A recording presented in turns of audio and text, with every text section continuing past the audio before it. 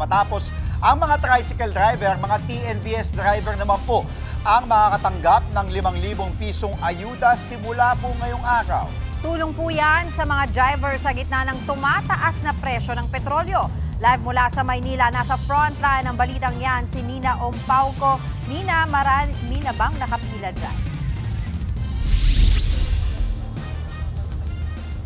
Andre, Angela, magandang umaga.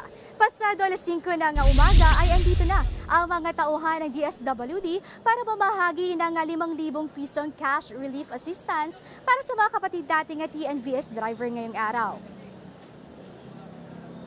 Maaga rin nagdatingan ang mga kapatid nating TNVS driver dito sa Kartilya ng Katipunan sa Maynila. Maayos din ang pila nila rito sa ilalim ng Assistance to Individuals in Crisis Situation Program ng DSWD ang matatanggap nilang 5,000 pisong ayuda.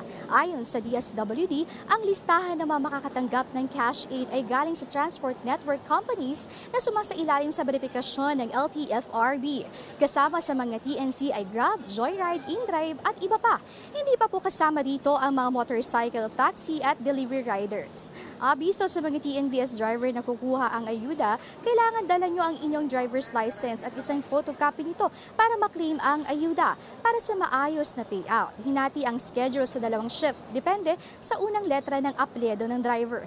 Higit 2,000 at 600 TNVS driver ang inaasahan darating dito ngayon. Pakinggan natin ang kanilang pahayag. Medyo malaking tulong na rin po para sa part po namin to. Kumbaga makakabawas na rin po sa pang-araw-araw naming gastusin. In the end po, malaking tulong po talaga. Kumbaga, yung 3 araw namin na konsumong for gas, mapupunan na po nitong assistant na po ito. Kasi yun yung puhunan ko para makabiyaya ko eh. Malaking bagay na yun para puhunan sa gasolina. Andre, Angela, paalala rin sa mga kapatid nating TNVS driver na sumunod sa itinakdang schedule at dalhin ang mga kinakailang requirements para iwas aberya pagkukuha na ng payout dito sa Maynila. Yan muna ang latest dito sa Kartilya ng Katipunan. Balik sa inyo. Maraming salamat, Nina Ompauco. Mga kapatid, Andre Felix po, manatiling may alam pagdating sa mga mahalagang balita sa loob at labas ng bansa.